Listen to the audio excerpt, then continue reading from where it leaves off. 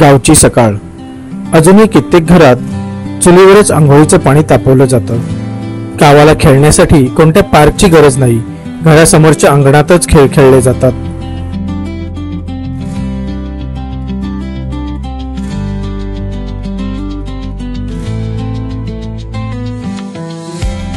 गावाला आलो की चिमुकल्यांना आईला मदत करण्याची भारी हौस असते. कारण हे तसंच आहे, कारण इथे खेळायला खूप मिळतं ना. शहरापेक्षा गावचं वातावरण हे सगळ्यापेक्षा चांगलं असतं, हे आपल्या सर्वांना माहीतच असेल. आपल्या प्रत्येकाला गाव सोडून नोकरीनिमित्त शहरात यावं लागतं. याचं शल्य गावाला गेल्यावर कळतं. गाव आपल्याला हवाहवासा वाटतो. गावातून कधीही निघू नये असं बऱ्याचदा होतं, पण नोकरीनिमित्त आपल्याला यावंच लागतं. गाव सोडलं असलं तरी गावच्या आठवणी आपल्या मनात नेहमीच ताज्या राहतात. आईच्या हातची भाताची भाकरी सर्वांना खूप आवडतच असेल. गावची सुट्टी तर एन्जॉय करायची होतीच, पण त्याचबरोबर शाळेने दिलेला प्रोजेक्टही पूर्ण करायचा होता. मग काय, लागल्या 3 पिढ्या कामाला. आमचे बाबा उत्तम कलाकार आहेत, त्यामुळे गणपतीचं मखर बनवण्याचं काम हे दरवर्षी त्यांच्याकडेच लागलेलं असायचं. आमच्या मखराबरोबरच इतर काही जणांचा मखरही बाबा बनवून देत असत. उत्तम कलाकृती बनवून देणं याची त्यांना खूप आवड आहे. एका दिवसाच्या कामासाठी 2 दिवस लागले तरी चालतील, पण कलाकृती उत्तम झाली पाहिजे असा यांचा आग्रह असतो. मखराबरोबरच यांना आवड आहे ती बाशिंग बनविण्याची. बाशिंग म्हणजे लग्नामध्ये नवरा आणि नवरीच्या कपाळावर जे बांधले जातात त्याला बाशिंग म्हणतात.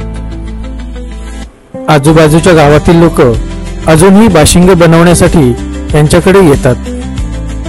1990-95च्या काळात लाईटवाले बनवलेले बाशिंग खूप फेमस झाले होते. माणूस हा आयुष्यभर शिकत असतो, याचं उत्तम उदाहरण म्हणजे प्रोजेक्ट बनवण्याचं काम. अर्थातच आपल्या वेळेला असं प्रोजेक्ट बनवण्याचं कोणतंही काम नव्हतं, तर शिक्षक आपल्याला 5 ओळी शुद्धलेखन करून या असे सांगायचे.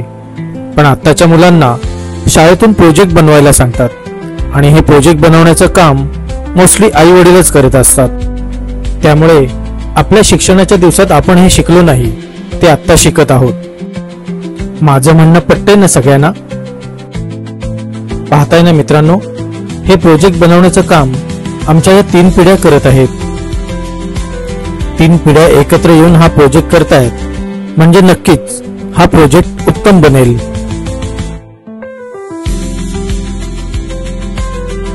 शाळेने दिलेले हे प्रोजेक्ट दिलेल्या वेळेत कंप्लीट करणं हाही एक मोठा टास्क आहे.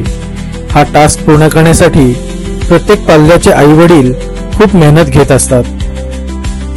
मुलांना दिलेले प्रोजेक्ट पूर्ण करण्यासाठी मुलांना बरोबर घेऊन, त्यांना योग्य ते काम देऊन, त्यांच्याकडून काही प्रमाणात काम करून घेऊन हे प्रोजेक्ट पूर्ण करण्यात आणि त्यांना समजावून सांगण्यात एक वेगळाच आनंद असतो.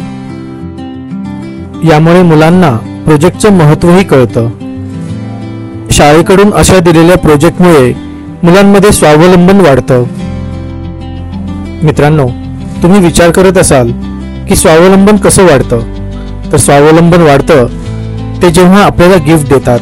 आपला बर्थडे असेल, फादर्स डे असेल, मदर्स डे असेल, यावेळी ते स्वतः काही ना काही बनवून आपल्याला गिफ्ट देत असतात. हेच खरं स्वावलंबन आहे. आता प्रोजेक्ट बनवून पूर्ण झालेला आहे. पेरिमीटर अँड एरिया असं या प्रोजेक्टचं नाव आहे. हा प्रोजेक्ट बनवण्यासाठी आमच्या 3 पिढ्यांनी खूप मेहनत घेतलेली आहे. त्रिशाची आई आणि आमचे बाबा. आपल्या वेळेला असे जर हे प्रोजेक्ट बनवायचे असते तर आपण काय केलं असतं? मी तर नसते केले बाबा. मी म्हणतोय खरा, मी केले नसते, पण आईने माझ्याकडून करून घेतलेच असते. मित्रांनो, तुम्हाला हा आमचा प्रोजेक्ट कसा वाटला हे कमेंट करून नक्की सांगा. आणि आमचा आम्ही पाटील हा YouTube चॅनल लाईक, शेअर आणि सबस्क्राईब करा. धन्यवाद.